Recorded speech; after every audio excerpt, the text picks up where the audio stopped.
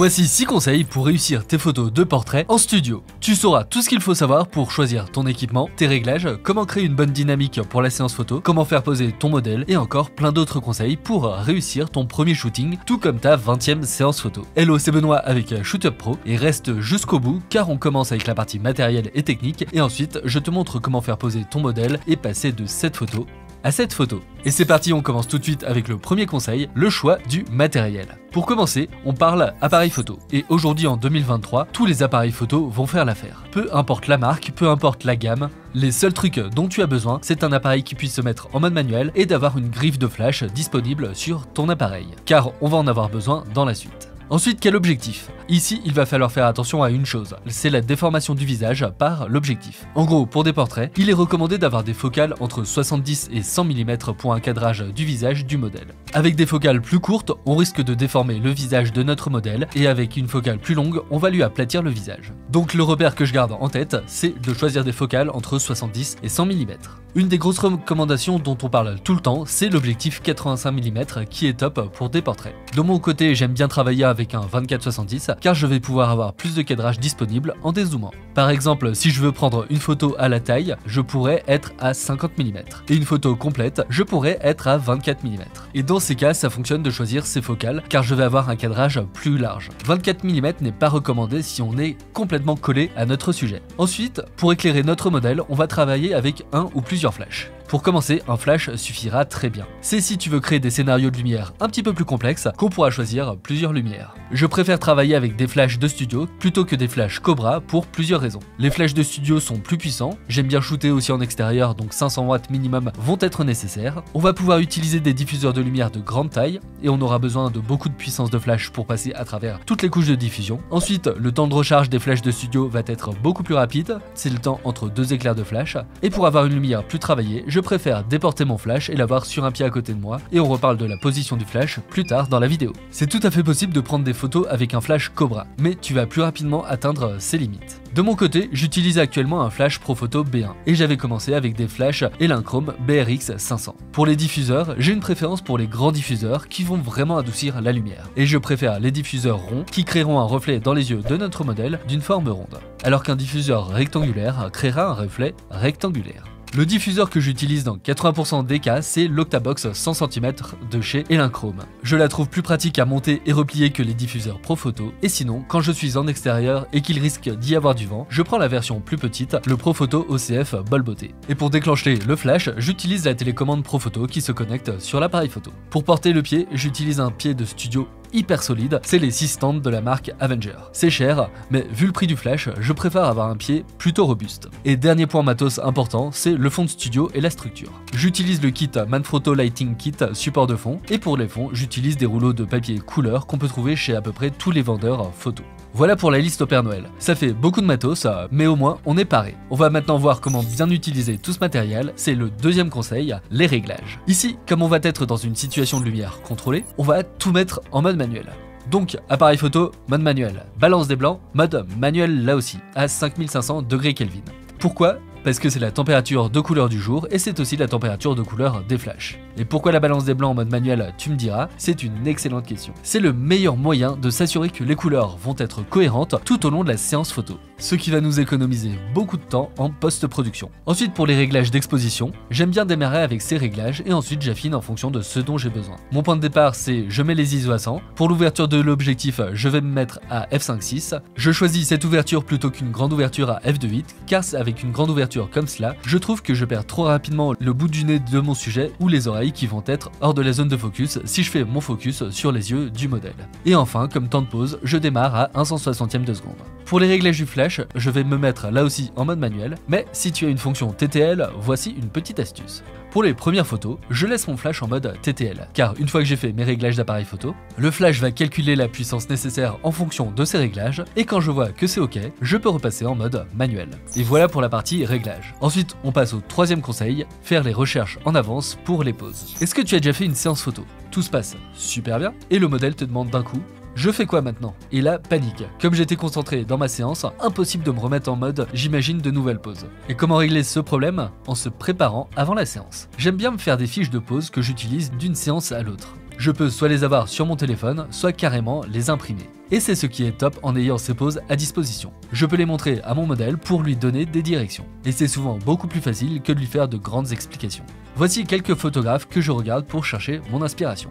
Il y a Sue Bryce, Lindsay Adler, Peter Lindbergh, Albert Watson, Joel Grimes et évidemment la liste est encore bien longue. Alors, on a le matos, on a la technique, on a l'inspiration. Allez, c'est parti, 4e conseil, le déroulé de la séance. Quand le jour J arrive, voici la checklist que j'utilise pour être sûr que tout se passe bien. Avant que le modèle ou la personne que je vais prendre en photo arrive, je fais en sorte que tout soit bien installé et que les réglages soient prêts. Comme ça, je suis sûr que la partie technique, tout est ok. Ce qui enlève cette pression durant la séance photo. Et surtout, je m'enlève cette partie technique de la tête pour me concentrer uniquement sur la partie créative de la séance. C'est-à-dire les compositions, les poses et la connexion avec la personne que j'ai devant moi.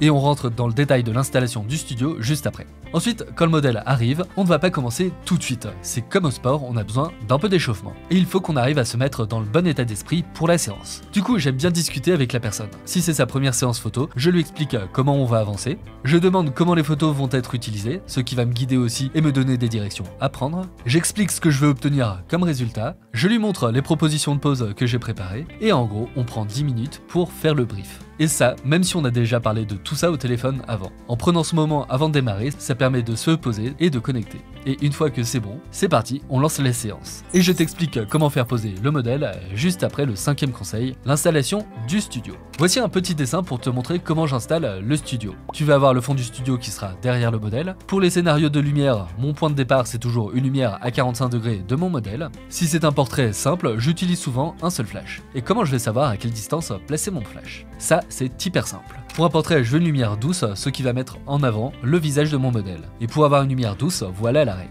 C'est la taille de la source et sa distance par rapport au modèle qui va donner la qualité de la lumière. Si je veux une lumière douce, il me faut une grande source de lumière proche de mon sujet. Et si je veux une lumière dure, il me faut une toute petite source de lumière très loin de mon sujet. Et c'est pour ça qu'on a un diffuseur, c'est une grande source de lumière, et mon but va être de placer ma source la plus proche possible de mon sujet, sans que le diffuseur soit dans mon cadre quand je prends la photo. Et ça va être mon scénario de lumière idéal pour des portraits.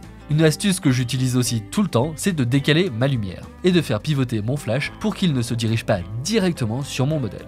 Si mon flash va directement sur mon modèle, on va avoir ce qu'on appelle un point chaud.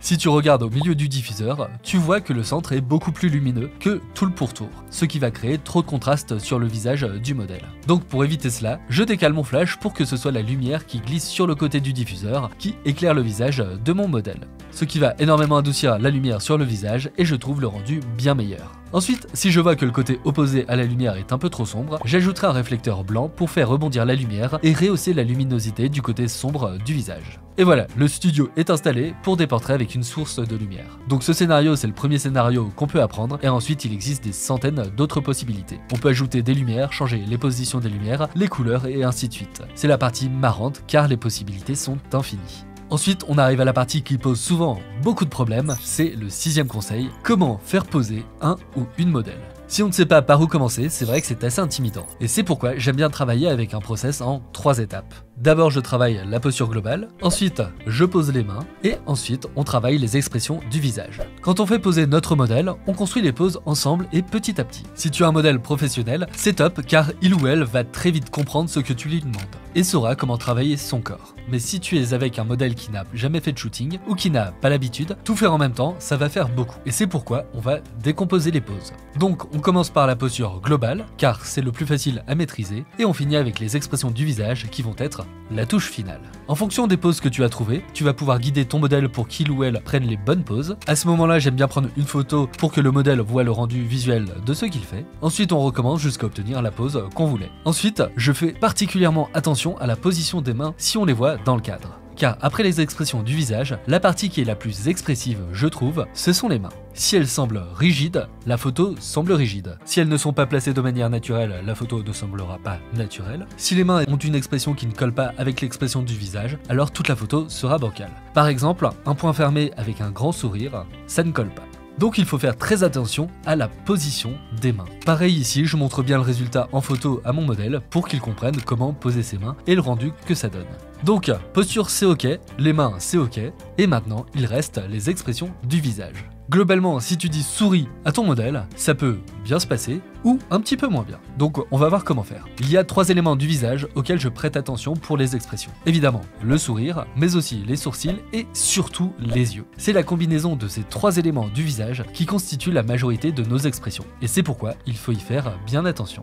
Et le secret pour travailler le regard de notre modèle, c'est la petite paupière qu'on a sous notre œil. En fermant légèrement cette petite paupière, ça va donner énormément de présence à notre regard. Alors pas trop sinon on a l'impression que ton modèle est chez l'ophtalmo, mais juste ce qu'il faut. Cela va donner de la présence et une sensation de grande confiance dans le regard de votre modèle. Et les yeux couplés à un léger sourire, et ça y est, tu as ton portrait et la photo que tu as prise de ton modèle est absolument dingue. Psst. Et tu sais ce qui me ferait sourire là maintenant? C'est que tu likes la vidéo et que tu t'abonnes. Merci. Et mon dernier conseil, surtout, amusez-vous avec toutes les personnes présentes lors de la séance. Le but de bien préparer la séance en avance, c'est de pouvoir arriver rapidement à shooter les photos que tu as en tête. J'aime bien me dire, c'est bon, j'ai sécurisé ces photos, et ensuite le reste, c'est du bonus. On va pouvoir tester de nouvelles choses, des nouvelles poses, des nouveaux scénarios de lumière, d'autres accessoires, et ainsi de suite, la liste est infinie. Mais ce qui est le plus important, c'est de savoir que tu as tout ce qu'il faut pour prendre des photos qui plairont à ton client, à ton modèle, et aussi qui te feront plaisir. Et dès que tu es convaincu que tu as ce qu'il faut pour réussir, tu vas voir toute la pression tombe toute seule. Et c'est là que tu peux t'amuser. Et tu veux savoir ce qui est génial quand les autres personnes présentes sentent que toi, le photographe, tu t'amuses. Tout le monde se détend et l'atmosphère, toute la dynamique que tu crées va être beaucoup plus porteuse. Ce qui se verra sur le résultat final sur les photos. Voilà mes 6 conseils pour réussir tes prochaines séances photos en studio. Comme tu as pu le voir, ça n'est pas si compliqué. C'est sûr, il y a beaucoup de choses à faire et à garder en tête, donc ça peut paraître insurmontable, mais avec un process bien rodé, tu vas voir que c'est en fait hyper simple. On a vu plein de choses dans cette vidéo sur la partie pose du modèle, sur la lumière, on est passé très vite. Mais si tu veux des vidéos qui vont plus en détail, dis-le moi en commentaire, comme ça je saurai si ce sujet vous intéresse. Et en attendant, si tu veux en apprendre plus sur la lumière et son fonctionnement, j'avais fait une vidéo sur le sujet, je te mets le lien dans la description et elle va s'afficher sur l'écran. Merci d'avoir regardé la vidéo jusque là, j'espère que tu as appris plein de choses et que tu vas pouvoir t'éclater lors de tes prochaines séances photos. Et surtout, n'hésite pas si tu as des questions. Je te dis à la prochaine, ciao!